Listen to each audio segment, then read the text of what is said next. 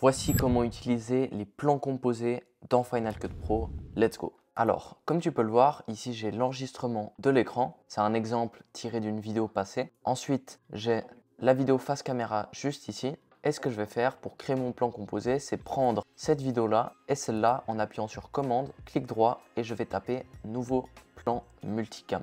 Je mets ça et là je peux renommer. Je vais mettre par exemple vidéo YouTube, n'importe quoi. Je regarde bien qu'il faut que utiliser l'audio pour la synchronisation ce soit coché. Ça va me permettre que l'audio serve d'outil de synchronisation. Et après tu peux taper sur OK. Synchronisation des angles, tu attends un peu. Et ensuite tu as simplement ton plan composé que tu vas mettre sur la timeline. Comme tu peux le voir, c'est tout bête pour créer un plan composé, c'est vraiment très simple. Mais pour créer ton plan composé, il faut faire attention à plusieurs choses. Notamment d'avoir un audio qui soit de qualité sur les différents angles de vue que tu as. Il faut que l'enregistrement se fasse avec le même nombre d'images par seconde afin d'éviter qu'il y ait des décalages entre les différents angles et si possible qu'il y ait un clap comme ça au début de chaque vidéo. Et donc si tu as un clap, ça va permettre à ton logiciel, ici Final Cut Pro, de mieux reconnaître le début de la synchronisation. C'est une sorte de marqueur, le clap sonore. Et donc une fois que tu as ton plan composé sur la timeline, ce que tu vas faire, c'est te rendre dans présentation et ensuite tu vas aller dans angle. Je vais fermer la fenêtre d'importation et comme tu peux le voir, ici j'ai 4 angles,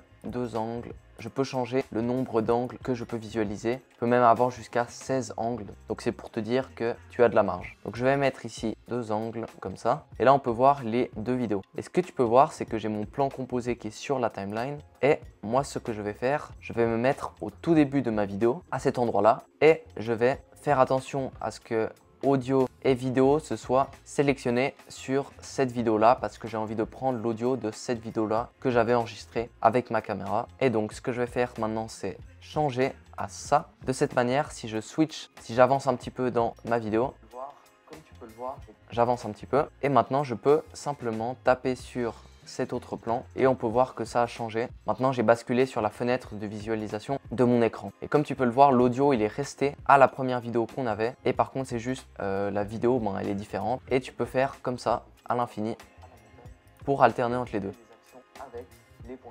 Et comme ça va te créer automatiquement des cuts. C'est ultra rapide à faire, tu lis ta vidéo et quand tu as envie de changer, tu prends l'outil ciseau et tu appuies simplement sur la visualisation afin de faire basculer quel angle tu vas voir. Et donc là, je te partage une astuce qui va te permettre d'être beaucoup plus efficace avec les plans multicam. Et cette astuce, c'est tout simplement de double-cliquer sur ton plan multicam. Donc je double-clique dessus. Et comme tu peux le voir ici, j'ai ma vidéo que j'avais record avec ma caméra et l'enregistrement d'écran. Et si tu as envie de faire des ajustements par exemple de couleur sur ta vidéo principale, par exemple celle d'en bas, ce que tu fais, c'est que tu sélectionnes ta vidéo. Et donc maintenant, si tu prends un effet, par exemple celui-ci, je le glisse sur ma vidéo et je ressors de mon plan composé.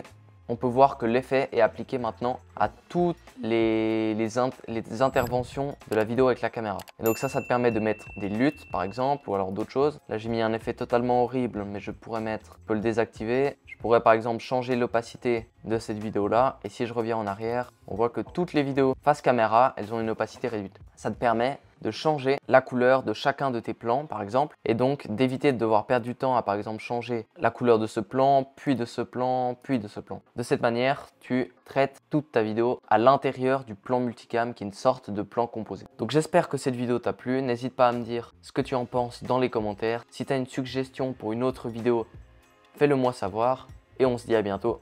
Ciao!